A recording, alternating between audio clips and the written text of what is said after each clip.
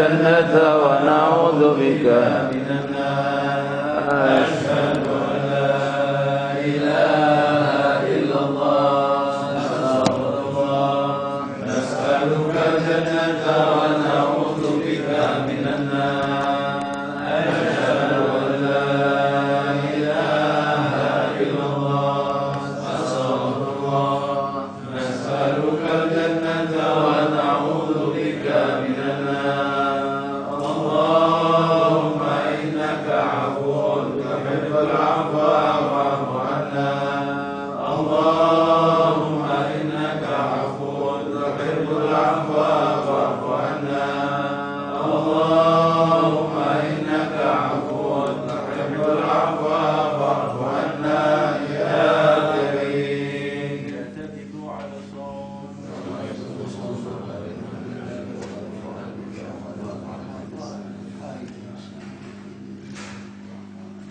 بسم الله الرحمن الرحيم. أستغفر الله العظيم. الحمد لله رب العالمين حمدا يوافي نعمه ويكافئ مزيدا. اللهم إنا نعوذ برضاك من سخطك وبمعافاتك من عقوبتك وبك منك لا نحصي ثناء عليك أنت كما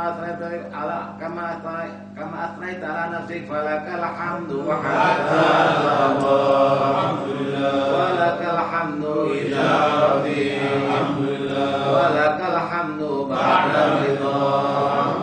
الحمد لله رب العالمين. اللهم صل وسلم على سيدنا محمد وعلى آل سيدنا محمد صلاة لا غاية لها ولا انتهاء ولا أمد لها ولا انقضاء صلاتك التي صليت عليه صلاة دائمة بدوامك باقية ببقائك لا منتهى لها دون علمك. ورضي الله تعالى عن أصحاب رسول الله أجمعين. ربنا آتنا في الدنيا حسنة وفي الآخرة حسنة وقنا عذاب النار. ربنا ولا تحمل علينا إصرا كما حملته على الذين من قبلنا. ربنا ولا تحملنا ما لا طاقة لنا به واعف عنا واغفر لنا وارحمنا أنت مولانا فانصرنا على القوم الكافرين. ربنا آمنا بما أنزلت واتبعنا الرسول فاكتبنا مع الشاهدين. ربنا إننا سمعنا مناديا ينادي للإيمان أن آمنوا بربكم فآمنا. ربنا فاغفر لنا ذنوبنا وكفر عنا سيئاتنا وتوفنا مع الأبرار. ربنا وآتنا ما وعدتنا على رسلك ولا تخزنا يوم القيامة إنك لا تخلف الميعاد. ربنا آتنا من لدنك رحمة وهيئ لنا من أمرنا رشدا. ربنا اصرف عنا عذاب جهنم إن عذابها كان غراما.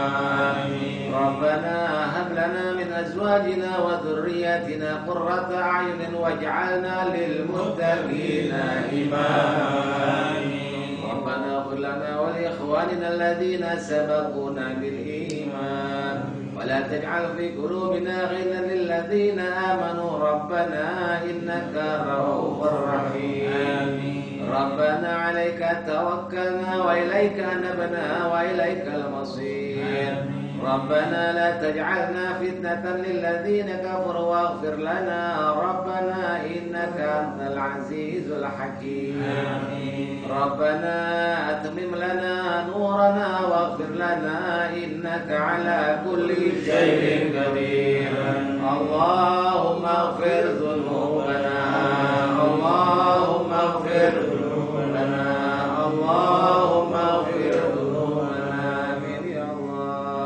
واستر عيوبنا واكشف كروبنا وعافنا واعف عنا وعلى طاعتك أعنا وأما بك لا تدرنا ولكل خير وفقنا وتولنا بالحسنى وزينا بالتقوى واستعملنا لطاعتك أبدا ما بقيتنا واختم بالصالحات أعمالنا يا أرحم الراحمين. ربنا اغفر لنا ذنوبنا وألف في طاعتك وطاعة رسولك بين قلوبنا اللهم جمل أحوالنا وسدد أقوالنا وأصلح أعمالنا ويسر ووسع أرزاقنا وحسن أخلاقنا واقضي بفضلك ديوننا وأصلح بكرمك شؤوننا واجعل إلى رحمتك ورضاك في دار كرامتك منقلبنا ومصيرنا ورجوعنا يا أرحم الراحمين اللهم إنا نسألك العافية في الدنيا والآخرة اللهم إنا نسألك العافية في الدنيا والآخرة اللهم إنا نسألك العافية في الدنيا والآخرة اللهم إنا نسألك العفو والعافية والمعافاة الدائمة في الدين والدنيا والآخرة اللهم عافنا من بلائك والطف بنا في قضائك وأوزعنا الشكر نمائك وهب لنا ما وهبته لأوليائك واجعل خير يمنا وصدها يوم لقائك حتى نلقاك وأنت راض عنا وقد قبلت يسير منا يا من يقبل التوبة عن عباده ويعفو عن السيئات اغفر اللهم بكرمك وجودك لنا يا أرحم الراحمين آمين يا الله إلهنا نتقبلك في هذه الليلة المتعرضون وبشك القاصدون ورغب في جودك ومعروفك الطالبون ولك في هذه الليلة وكل ليلة من ليالي شهر رمضان نفحات وجوائز ومواهب وعطايا ومنن تمن بها على من تشاء من عبادك واجعلنا اللهم ووالدينا والحاضرين ووالدي من سبقت له منك العناية ها نحن ندعوك كما أمرتنا واستجب لنا كما وعدتنا إنك لا تخلف الميعاد يا أرحم الراحمين آمين يا الله اللهم فارق الفرقان ونزل القرآن والحكمة والبيان بارك اللهم لنا في شهر رمضان بارك اللهم لنا في شهر رمضان بارك اللهم لنا في شهر رمضان يا الله اللهم علينا سنينا بعد سنين وعواما بعد عوام زائدين لا منتقصين راضين غير ساخطين مجتمعين لا متفرقين مقبولين لا مطرودين وعلى طاعتك يا أرحم الراحمين اللهم لك بهذه الليلة وكل ليلة من ليالي شهر رمضان متقى وطلقا ونقضا وأسرا وأجرا وأمنا من النار واجعلنا اللهم ووالدينا وأولادنا والحاضرين والد من أتقائك وطلقائك ونقضائك وأسرائك وأمنائك من النار اللهم أجرنا من النار السالمين اللهم أجرنا من النار السالمين اللهم أجرنا من النار السالمين آمين يا الله وأدخلنا الجنة آمنين واكفنا شر مصائب الدنيا والدين وأعطينا النظر إلى وجهك الكريم يا أرحم الراحمين اللهم يا من وفق للخير الخير وأنعم عليه وفقنا للخير وأعنا عليه يا أرحم الراحمين آمين يا الله اللهم نسألك رضاك والجنة ونعوذ بك من سخطك والنار اللهم إنا نسألك رضاك والجنة ونعوذ بك من سخطك اللهم إنا نسألك رضاك والجنة ونعوذ بك من سخطك والنار اللهم إنك عفو تحب العفو فاعف عنا اللهم إنك عفو تحب العفو فاعف عنا اللهم إنك عفو تحب العفو فاعف عنا اللهم جواد كريم تحب العفو فاعف عنا يا أرحم الراحمين آمين يا الله. اللهم ارحم أمة سيدنا محمد. اللهم استر أمة سيدنا محمد. اللهم اجبر أمة سيدنا محمد. اللهم اصلح أمة سيدنا محمد. اللهم فرج أمة سيدنا محمد.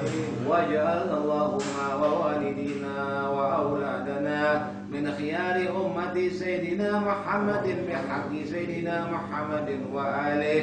وصلى الله على سيدنا محمد وآله وصحبه وسلم والحمد لله رب العالمين.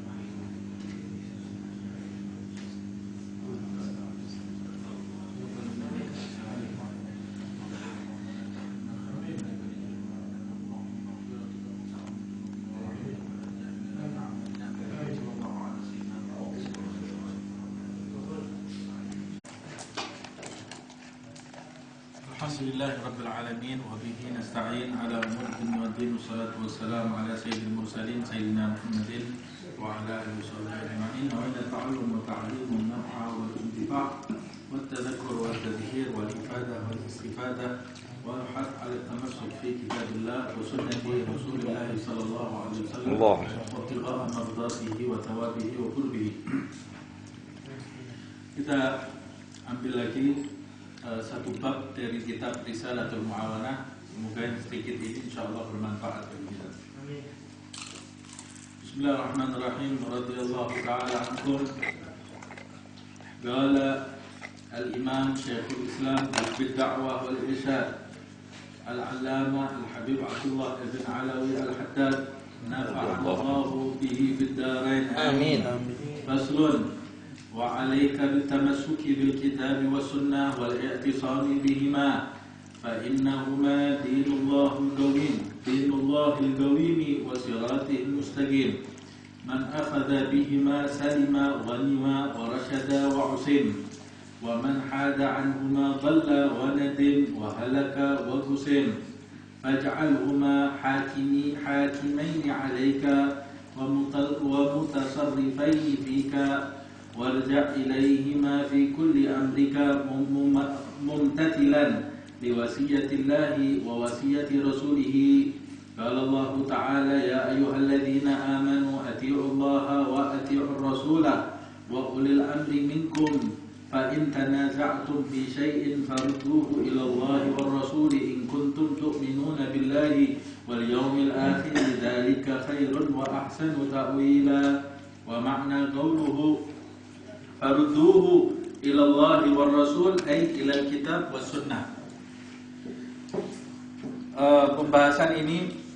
Dalam pembahasan ini Al-Imam Abdullah bin Alawi Al-Haddad memerintahkan kita agar berpegang teguh terhadap kitab Allah dan sunnah Nabi besar Muhammad sallallahu alaihi wasallam, sebab melalui kedua hal itu tegaklah agama Allah Subhanahu wa ta'ala dan terbentanglah jalan yang lurus menuju kepada Allah Subhanahu wa ta'ala. Siapa yang berpegang teguh kepada kitab Allah dan sunnah Nabi-Nya Muhammad sallallahu alaihi wasallam, maka dia akan selamat, akan mendapat keberuntungan, akan mendapat petunjuk dari Allah Subhanahu wa ta'ala dan dilindungi dari segala hal yang bisa mendatangkan murka Allah Subhanahu wa ta'ala.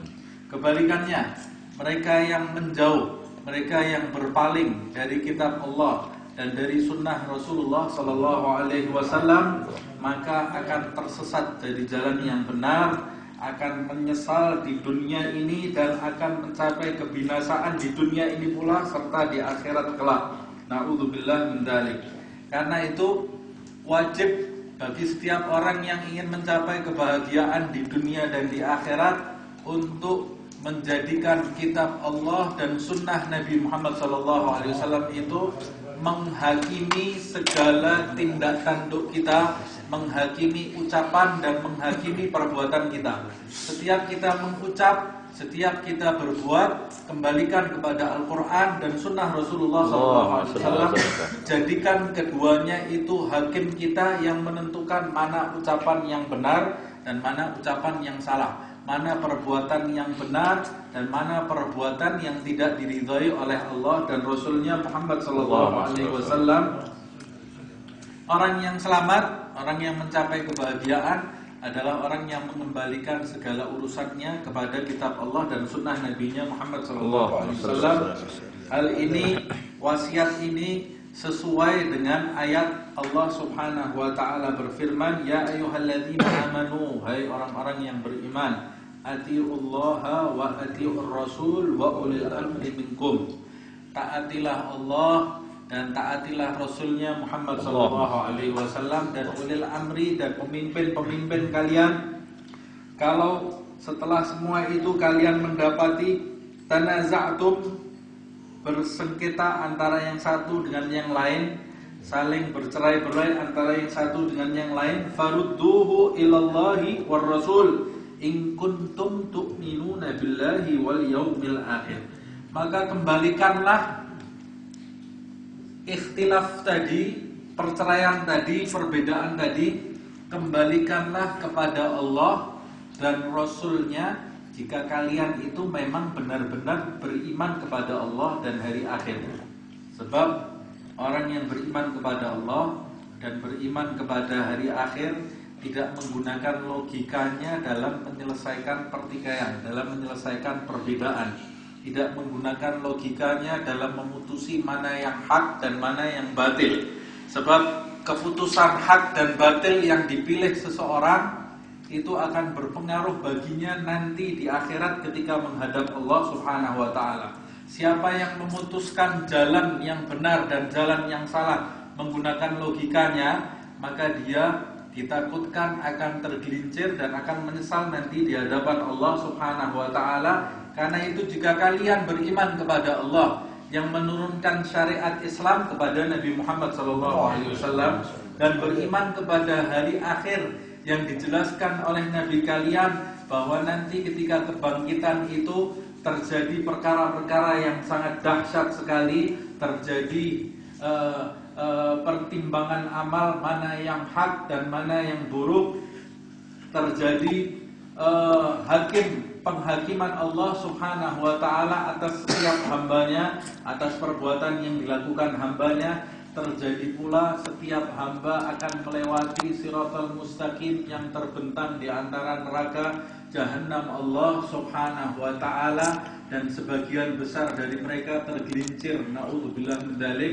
ke dalam neraka itu. Mereka yang meyakini akan terjadinya hari kebangkitan itu akan berpikir 2 kali, 3 kali untuk memutuskan perkara agama yang ada di hadapannya. Mereka yang beriman akan mengembalikan segala perkara itu kepada Allah dan kepada Rasulnya Muhammad SAW.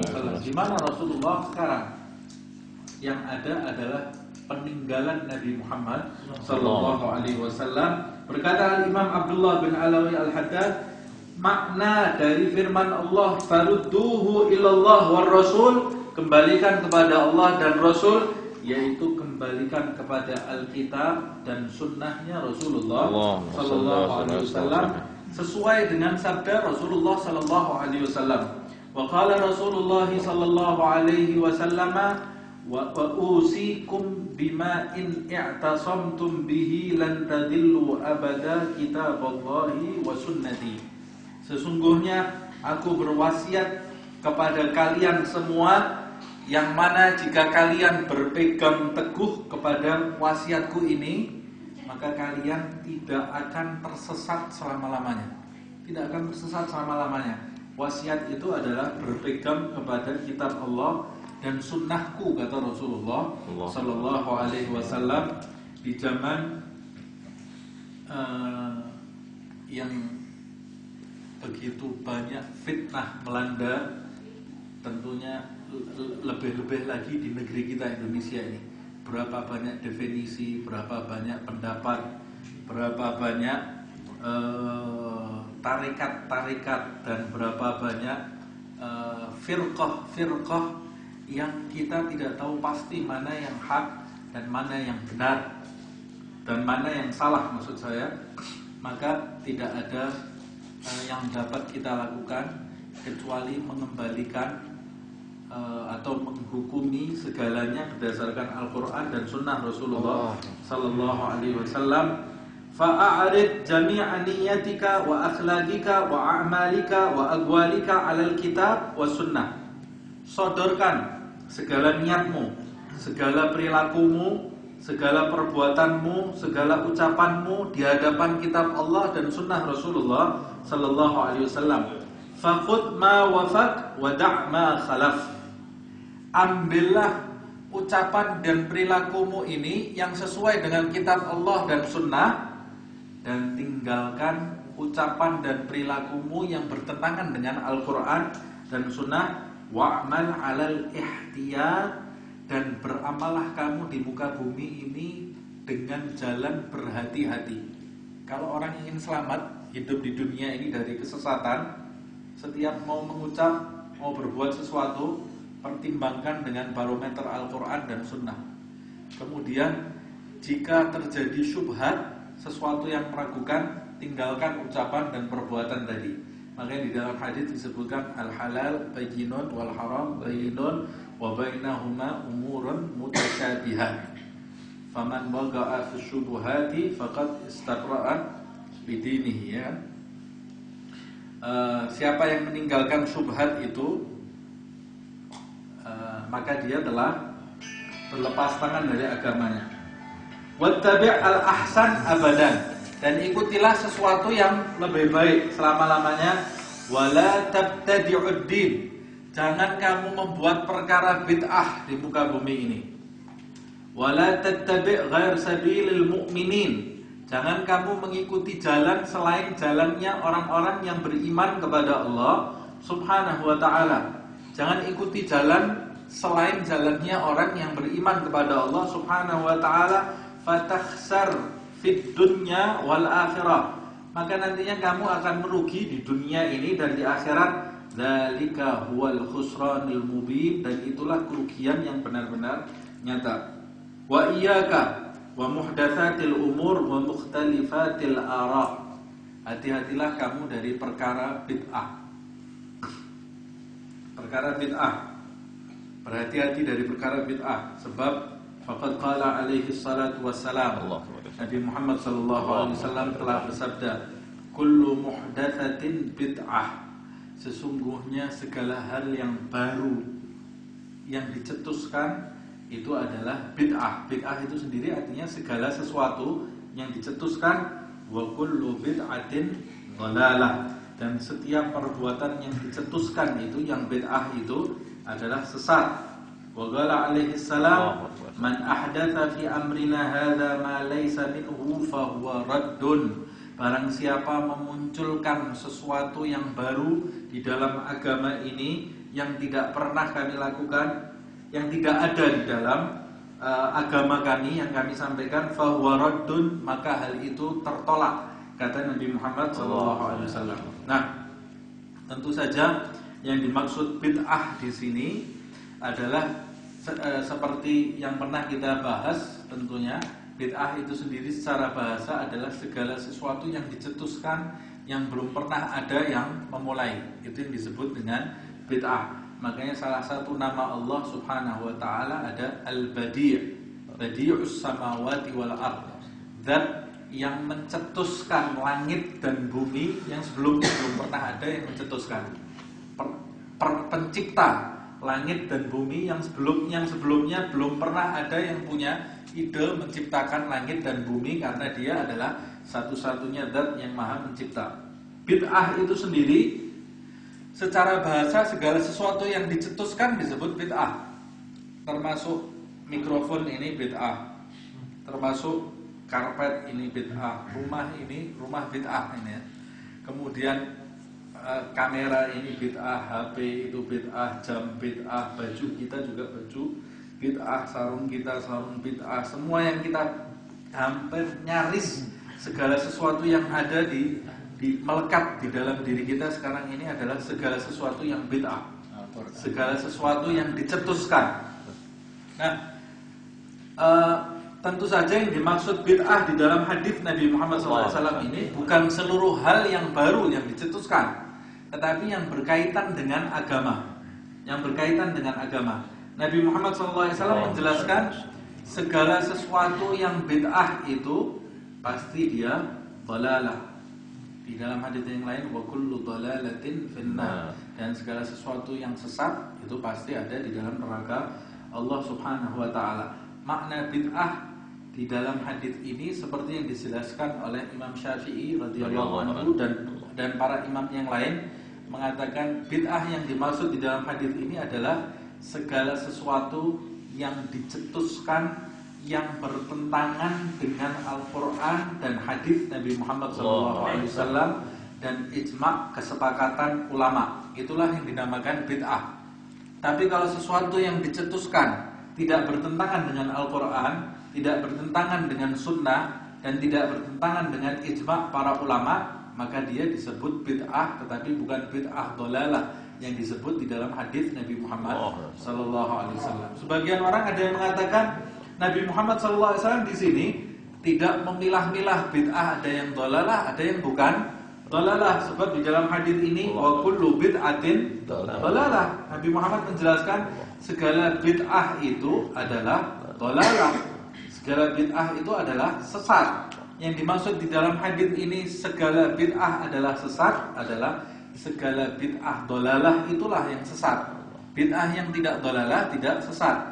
Sebab kata setiap di sini belum tentu berarti semua. Setiap itu belum tentu berarti semua.